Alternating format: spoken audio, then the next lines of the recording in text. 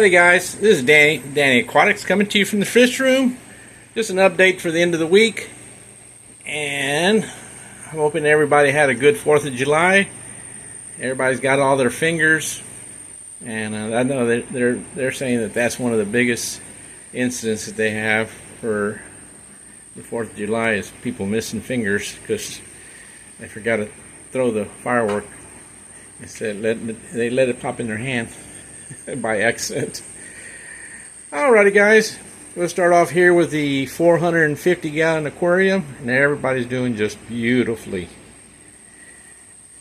And I have a shout out to a friend of mine from Joy of Fish Keeping.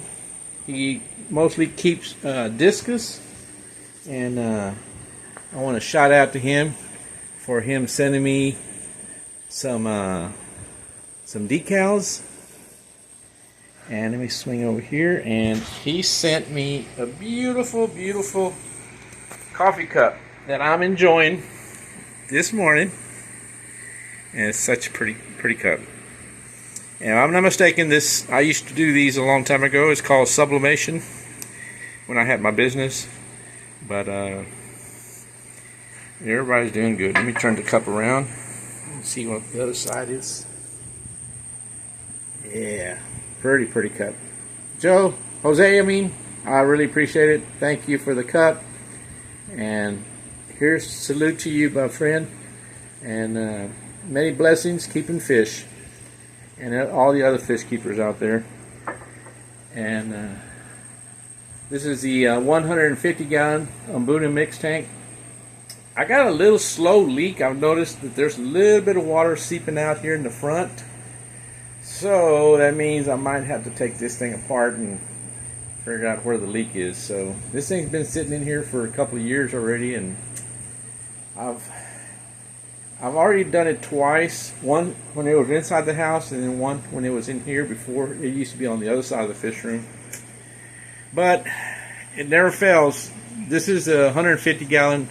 They're Marineland, and every Marineland that I've had, they always bust at the seams at the bottom, and that's the reason I had the 275 gallon aquarium, the DIY that I had. It was a 265 Marineland, and the same thing happened. I could not seal the bottom, and the bottom molding just blows out on one corner or right down the middle, and it's just poor plastic.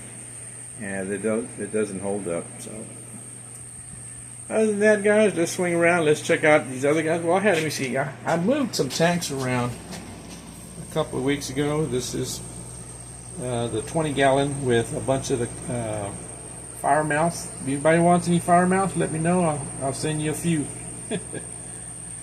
And they're doing lovely.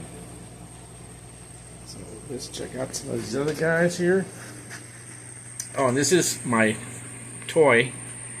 I like doing micromorphology, photography, taking pictures. I'm setting this one up. This is a newer one. I had one years ago, and I'm working on this one to get it back in service.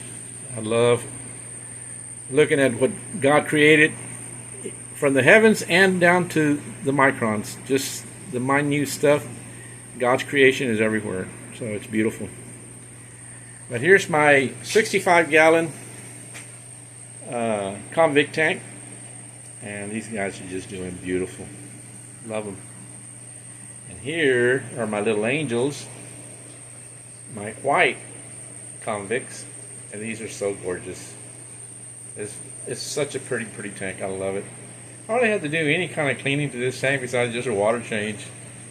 These guys are just, they keep it clean too. So, alrighty, let's go and check out some of the other tanks on this side of the room.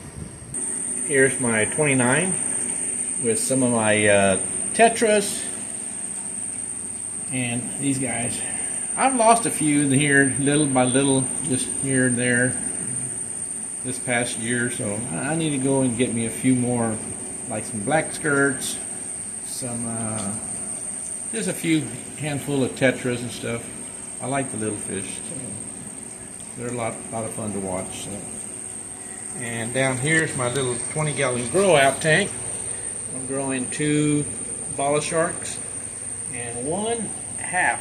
He's beautiful, beautiful, beautiful little fish. So he's only about 2.5 inches long, so he's still got a good ways. He'll probably be in here for at least 6 months, 8 months, maybe even a year until I get him going to at least 4 or 5 inches.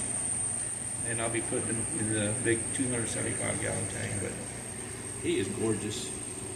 Beautiful colors. Alrighty, let's check out the mega tank, 550-gallon tank. And these guys are doing just good. Beautiful. Let me turn this light off here. Too much light there. Alrighty. These guys are enormous. Another well-balanced tank. Got really, really good beneficial bacteria in the sumps.